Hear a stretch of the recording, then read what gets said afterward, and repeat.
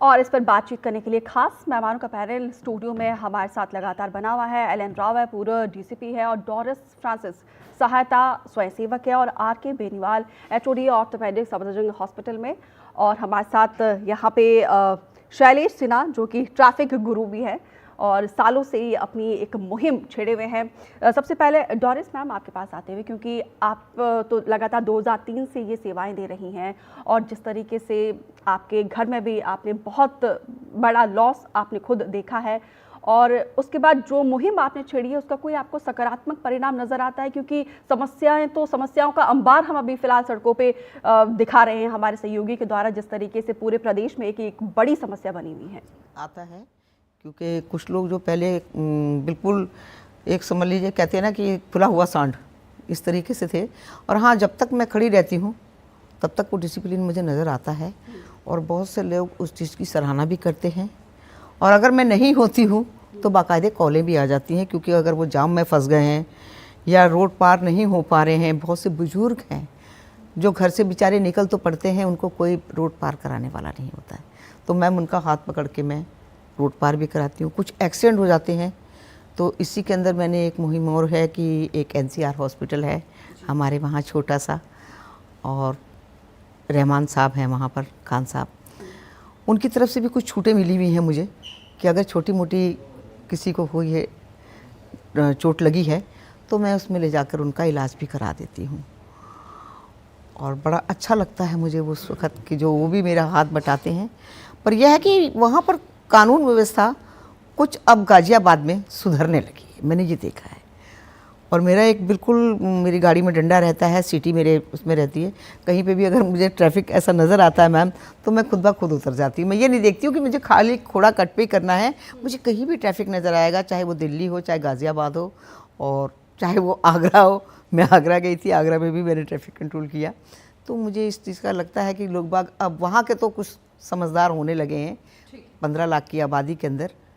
पर एक चीज़ मैम मुझे और मैं कहना चाहूँगी आपके मैडम से कि वहाँ पर लोगों की सेफ्टी नहीं है मेरे यहाँ, क्योंकि जो रोड पार करते हैं उनके लिए कोई ऐसा उन्होंने ना तो जेब्रा क्रॉसिंग है, ना ही कोई ऐसा फुटवेयर बनाया कि जो ये लोग बेचारे आर पार चले जाएं।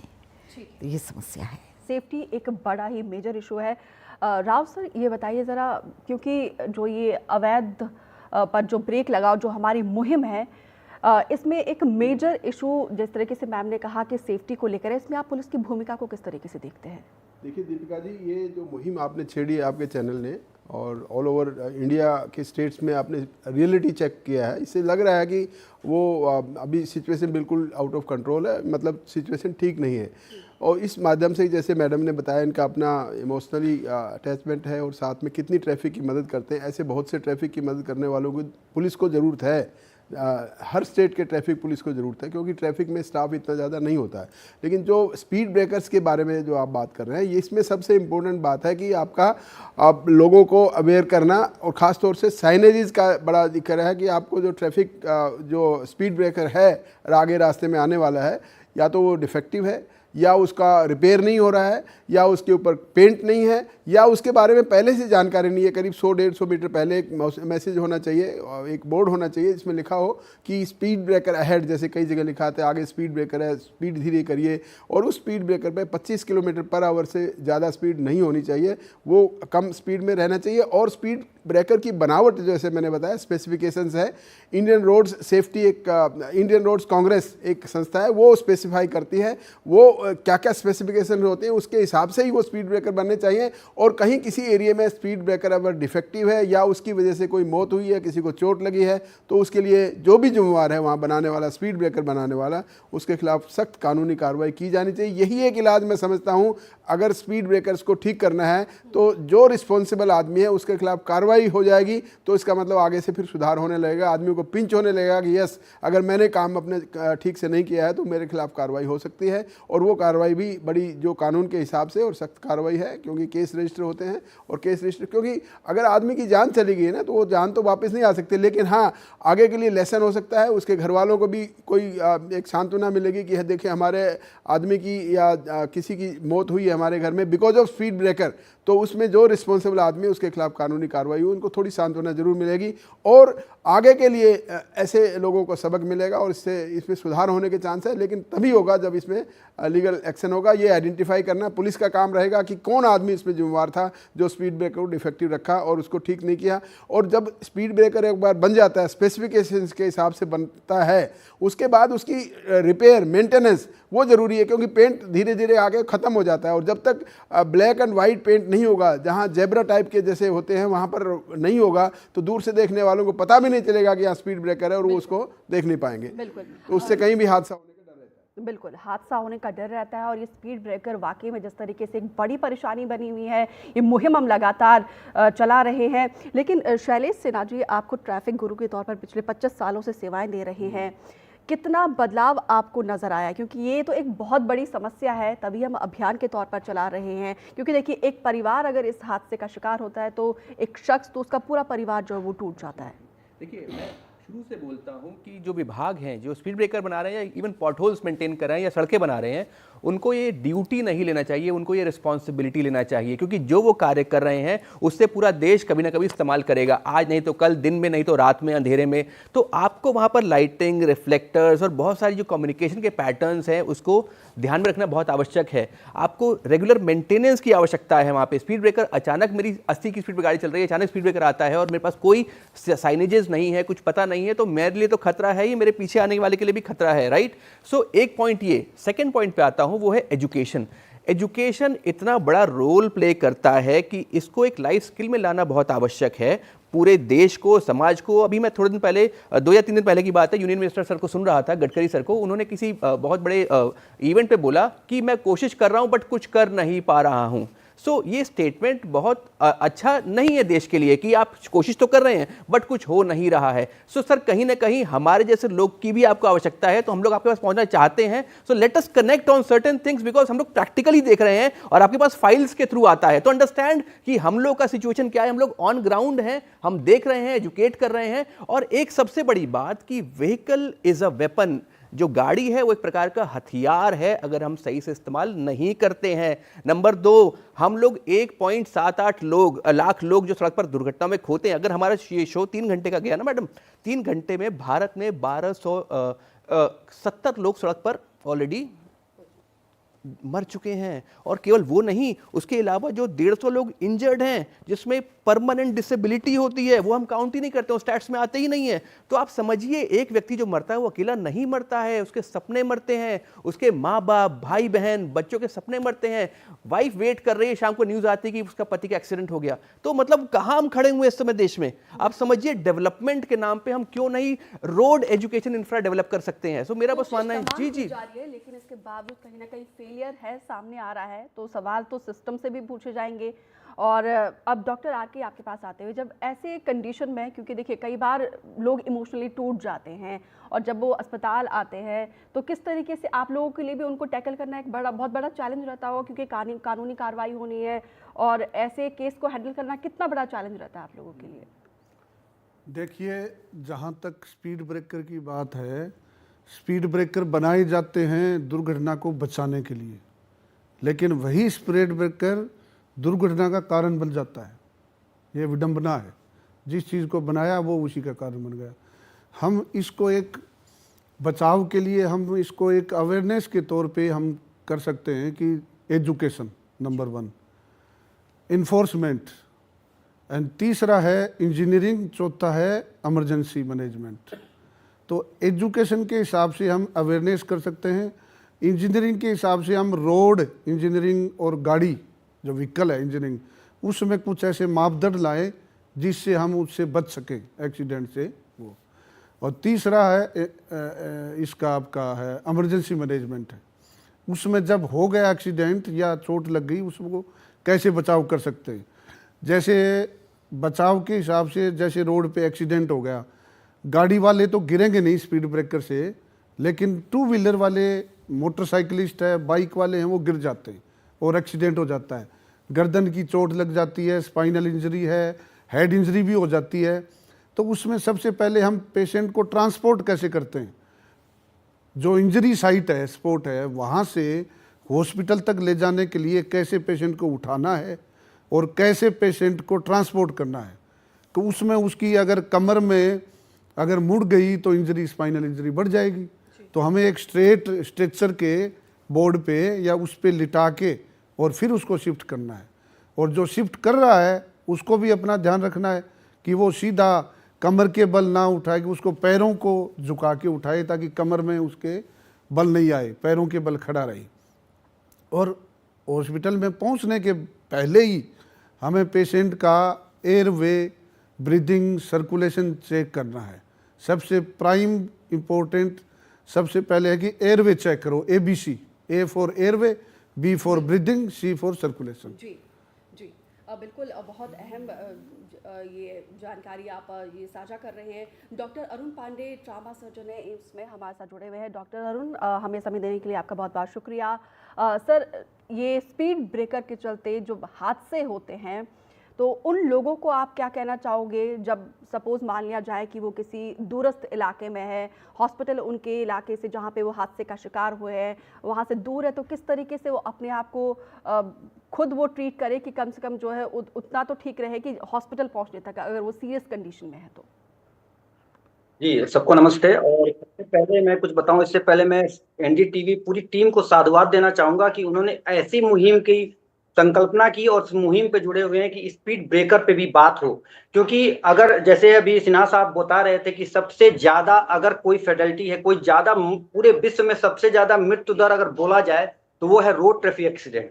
ये एक ऐसा है कि आप उसको, और सबसे खास बात ये है रोड ट्रैफिक एक्सीडेंट में जिसको हम कम कर सकते हैं, जिसको प्रिवेंट किया जा सकता है कुछ चीजों पे ध्यान रख के। जैसे स्पीड ब्रेकर की एक मैं 3P की बात करता हूं हमेशा: plan, prevention and proactiveness.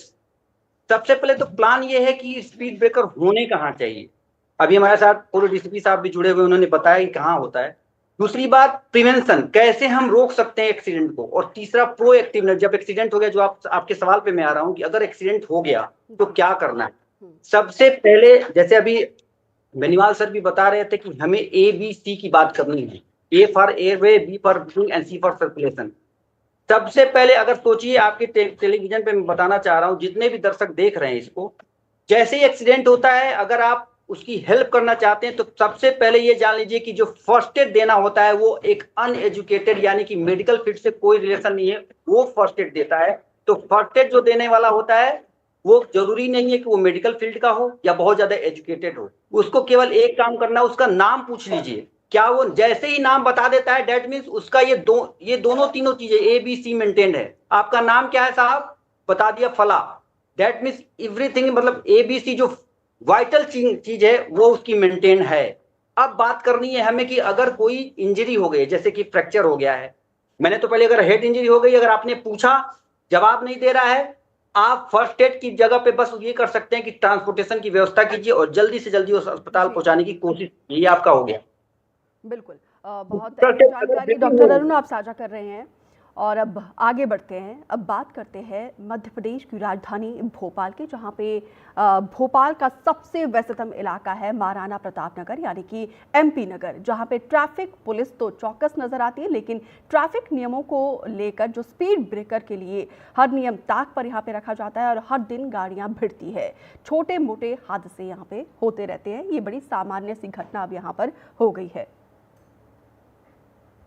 Dehradun में जिस तरह से वीडियो सामने आया कि स्पीड ब्रेकर पर गाड़ियां इतनी तेज़ उचक रही थी और एक व्यक्ति का बहुत बुरा एक्सीडेंट भी हो जाता है, ऐसे में हम पड़ताल करने के लिए निकले हैं कि क्या राजधानी भोपाल में जो स्पीड ब्रेकर्स हैं, जो तय मापदंड होते हैं, क्या उनके मुताबिक बने हुए हैं। राजधानी भोपाल के सबसे पॉश इलाके MP नगर में हम मौजूद हैं और ये जो सड़क है, ये सड़क जो गुजरती है यहाँ से, इस पर लगातार बहुत छोटे छोटे डिस्टेंस पर 3 स्पीड ब्रेकर बनाए गए हैं। हालांकि इस स्पीड ब्रेकर का भी थोड़ा सा ठीक किया गया है, वरना ये बहुत ऊंचा हुआ करता था, लेकिन अभी भी अगर आप इसकी बनावट देखेंगे तो काफ़ी अजीब सी इसकी बनावट है।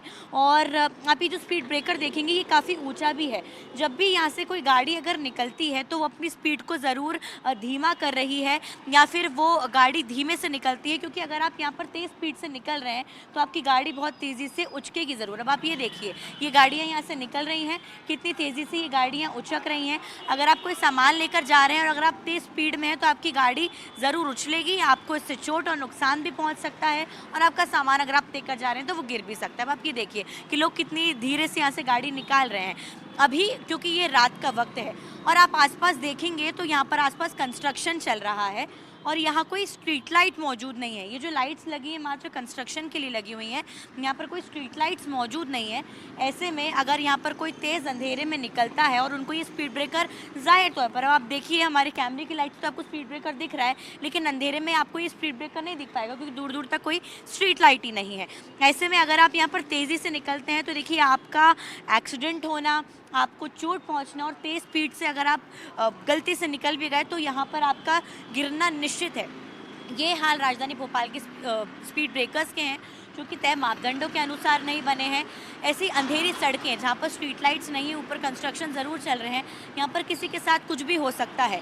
लेकिन यह बड़ा सवाल यहाँ पर यही है कि क्या जो जिनके ऊपर जिम्मेदारी है वो कब इसको समझेंगे, क्योंकि एक साथ लगातार जब यहाँ पर 3 स्पीड ब्रेकर्स हैं छोटे छोटे डिस्टेंस पर और काफ़ी कंजस्टेड सा ये रोड है, ऐसे में अंधेरे में बिना स्ट्रीट लाइट के अगर कोई गाड़ी तेज़ी से निकलती है तो एक्सीडेंट हो जाएगा, तो इसकी जिम्मेदारी कौन लेगा। भोपाल से कैमरा पर्सन अभिषेक सिंह के साथ अमृतांशी जोशी, NDTV। ज़्यादा परेशानी होती मैम, यहाँ पे क्या है, गाड़ी कभी भी बहक सकती है, एक्सीडेंट होने के ज़्यादा खतरे रहते हैं, है ना। और बस में भी सफ़र करते हैं तो बस में भी पीछे अगर बैठे हैं तो ऊपर तक मतलब बस की जो छत रहती है उससे टकराने का खतरा है। मैम वो काम चल रहा है जो भी है, वो एक्सीडेंट जो है ना वहाँ पे कभी भी एक्सीडेंट हो सकता है, दुर्घटनाएं हो सकती हैं। इसलिए अभी जब तक ये पूरा कंप्लीट नहीं होगा, जब तक वो एक्सीडेंट जो नहीं हो उसके लिए कुछ नहीं कर सकते। अभी जब तक ये कंप्लीट हो जाए तो उसके बाद ठीक है, जो भी हो सकता है। तो हालात पूरे देश के एक जैसे ही हैं और भोपाल आपको लिए चलते सहयोगी अजय शर्मा हमारे साथ बने हुए हैं भोपाल में। ज़रा अजय ये बताइए ज़रा, राजधानी भोपाल में स्पीड ब्रेकर किस तरीके से लोगों की मुसीबतों को बढ़ा रही हैं? देखिए, इस वक्त मैं जिस चौराहे पर और जिस लिंक रोड नंबर 1 पर मौजूद हूँ उसकी तस्वीरें आपको बताता हूँ। सबसे पहले मेरे ठीक पीछे यदि आप स्पीड ब्रेकर देखेंगे तो इसके आपको कोई सिंबल नहीं दिखाई देंगे और किसी तरीके के कोई आमतौर पर जो रेडियम्स की लाइट होती हैं, जिस तरीके के मार्किंग्स होती हैं, वो आपको तस्वीरों में कहीं नज़र नहीं आएंगी। जब गाड़ियाँ रफ्तार से आती हैं तो इसी स्पीड ब्रेकर पर उचक के हादसे होते हैं। तकरीबन पिछले साल भर का डेटा ट्रैफिक पुलिस भोपाल का कहता है कि इसी स्पीड ब्रेकर पर उचक कर तकरीबन 24 कारें पलट चुकी हैं और जो सामने रोटरी मौजूद है इस रोटरी में जाकर कारें भिड़ जाती हैं। इस तरीके के हादसे राजधानी भोपाल में लगातार न सिर्फ तेज़ी से बढ़ रहे हैं बल्कि भोपाल में जो सड़कों का मेंटेनेंस करने वाली एजेंसियां हैं, चाहे लोक निर्माण विभाग हो चाहे नगर निगम भोपाल हो, वो दोनों ही एजेंसियां सड़क तो बनाती हैं लेकिन सड़क बनाते वक्त स्पीड ब्रेकर जितने मौजूद होते हैं उनकी किसी तरीके की कोई मार्किंग नहीं करती है। यही कारण है कि हादसे लगातार हो रहे हैं और उन हादसों को रोकने वाला कोई नहीं है। इन सब के बीच में सबसे महत्वपूर्ण बात बताऊं कि पूरा चौराहा जो है, इस चौराहे पर भोपाल में सबसे ज़्यादा एक्सीडेंट हुए हैं।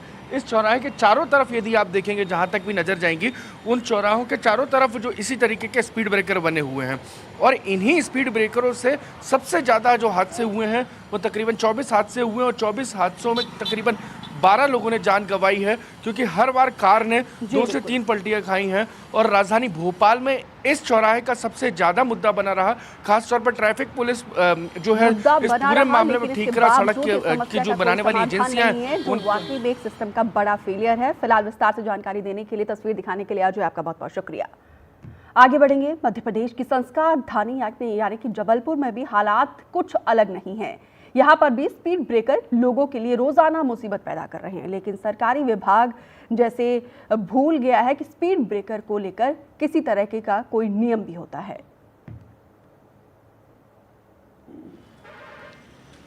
तो ये तस्वीर हम आपको दिखा रहे हैं, संस्कार धानी जबलपुर की तस्वीर है। यहाँ पर देखिए किस तरीके से दिक्कत परेशानी ये स्पीड ब्रेकर लोगों के लिए बनी हुई है। नियमों को ताक में रखकर इस स्पीड ब्रेकर को बनाया गया है और पूरा का पूरा यहाँ पे विभाग का एक बहुत बड़ा फेलियर सामने आ रहा है। हादसे होते हैं रोजाना, कई लोग जख्मी होते हैं, कई लोगों की ज़िंदगी खामोश हो जाती है, लेकिन इसके बावजूद ये समस्या जस की तस बनी हुई है। तो यहाँ पर हाईकोर्ट होने की वजह से जबलपुर की एक अलग पहचान है। स्पीड ब्रेकर का नियम के मुताबिक नहीं होना रोड सेफ्टी पर कितना असर डालता है, हमने जबलपुर के वकीलों से भी बातचीत की, उनकी प्रतिक्रिया ली है।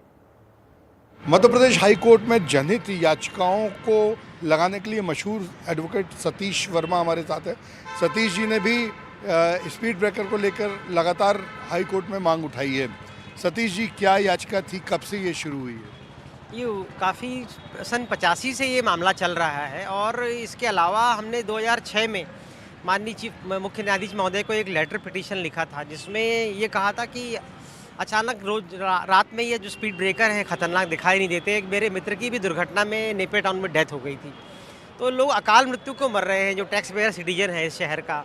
तो हमने गौर किया कि पूरे प्रदेश में ऐसे भयानक स्पीड ब्रेकर बने हैं जो अचानक लोगों को दिखाई नहीं देते और लोग उछल के उनसे गिर जाते हैं, उनको हेड इंजरी हो जाती है। तो इसमें माननीय उच्च न्यायालय ने आदेश भी दिए थे 3 महीने में ये सारे ब्रेकर्स हटा दिए जाएं पूरे प्रदेश के। तो उस वक्त जब मामला पेंडिंग था तब सरकार ने इसमें काम किया, फिर हमने जब दोबारा फिर बन गए तो दोबारा फिर हमने कंटेम्प्ट लगाया, फिर वो अल्टीमेटली कंटेम्प्ट 10 साल चला, फिर वो डिस्पोज हो गया। और फिलहाल यहाँ पे रुक रहे एक छोटे से ब्रेक के लिए, लेकिन ब्रेक के उस पर आपको जोधपुर और जयपुर की भी तस्वीर दिखाएंगे।